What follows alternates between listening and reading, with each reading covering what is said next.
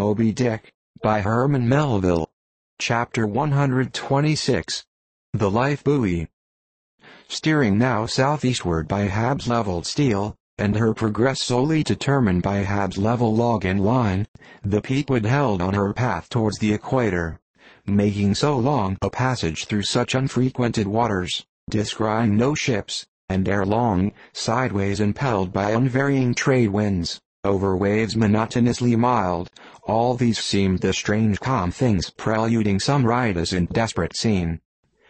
At last, when the ship drew near to the outskirts, as it were, of the Equatorial fishing ground, and in the deep darkness that goes before the dawn, was sailing by a cluster of rocky islets, the watch, then headed by Flask, was startled by a cry so plaintively wild and unearthly, like half-articulated wailings of the ghosts of all Herod's murdered innocents, that one and all, they started from their reveries, and for the space of some moments stood, or sat, or leaned all transfixedly listening, like the carved Roman slave, while that wild cry remained within hearing.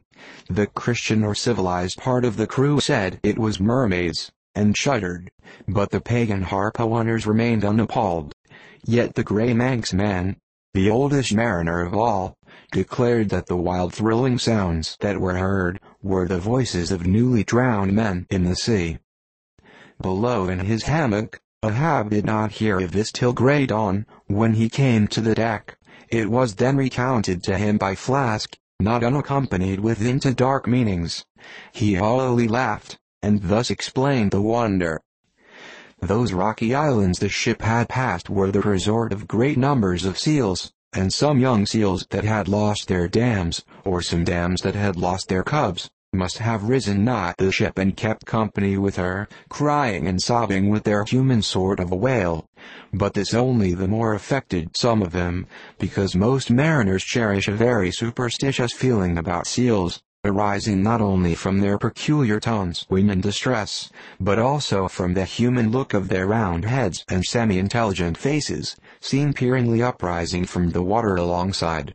In the sea, under certain circumstances, seals have more than once been mistaken for men.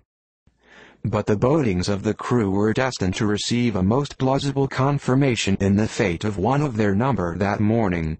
At sunrise this man went from his hammock to his masthead at the fore, and whether it was that he was not yet half waked from his sleep, for sailors sometimes go aloft in a transition state, whether it was thus with the man, there is now no telling, but, be that as it may, he had not been long at his perch, when a cry was heard, a cry and a rushing, and looking up, they saw a falling phantom in the air, and looking down, a little tossed heap of white bubbles in the blue of the sea.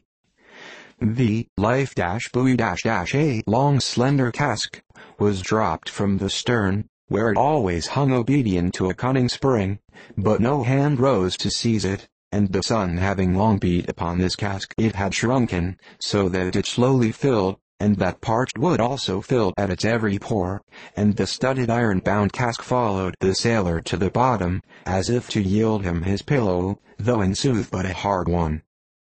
And thus the first man of the Pequod that mounted the mast to look out for the white whale, on the white whale's own peculiar ground, that man was swallowed up in the deep. But few, perhaps, thought of that at the time.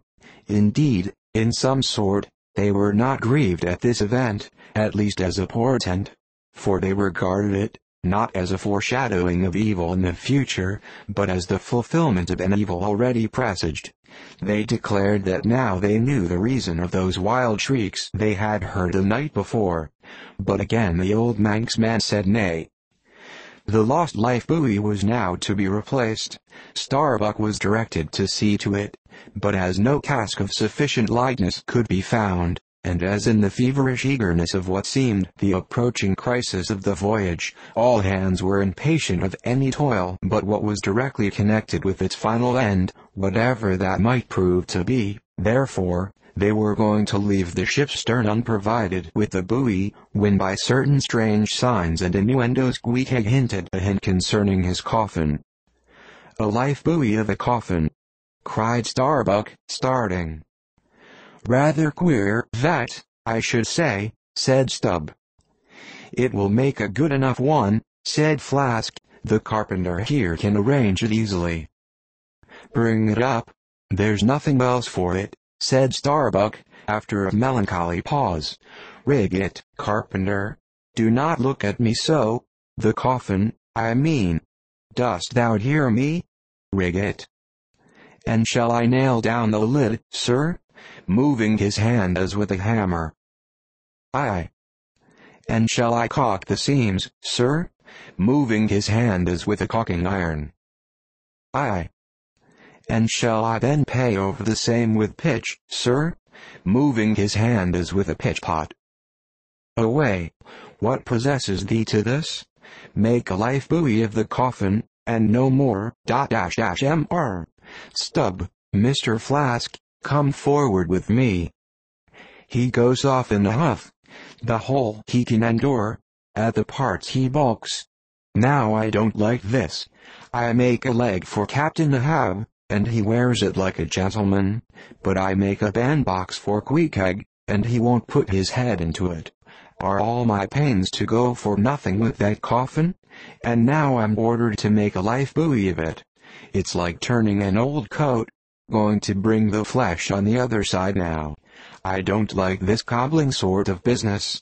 I don't like it at all. It's undignified. It's not my place. Let tinker's brats do tinkerings. We are their betters. I like to take in hand none but clean, virgin, fair and square mathematical jobs, something that regularly begins at the beginning, and is at the middle and midway, and comes to an end at the conclusion, not a cobbler's job, that's at an end in the middle, and at the beginning at the end. It's the old woman's tricks to be giving cobbling jobs. Lord, what an affection all old women have for tinkers. I know an old woman of 65 who ran away with a bald-headed young tinker once.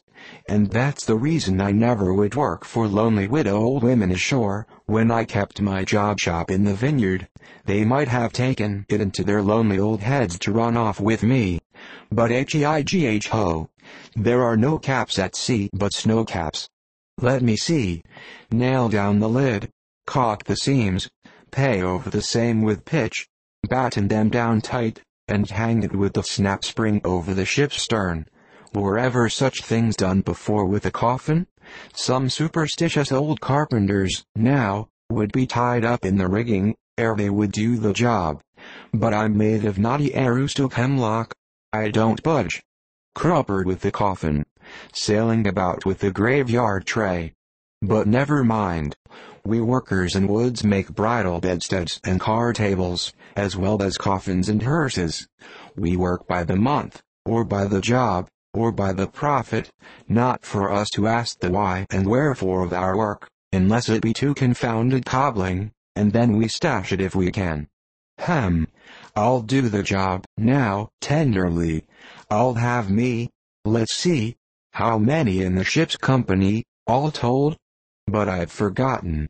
Anyway, I'll have me 30 separate, Turk's-headed lifelines, each 3 feet long hanging all round to the coffin. Then, if the hull go down, there'll be 30 lively fellows all fighting for one coffin, a sight not seen very often beneath the sun.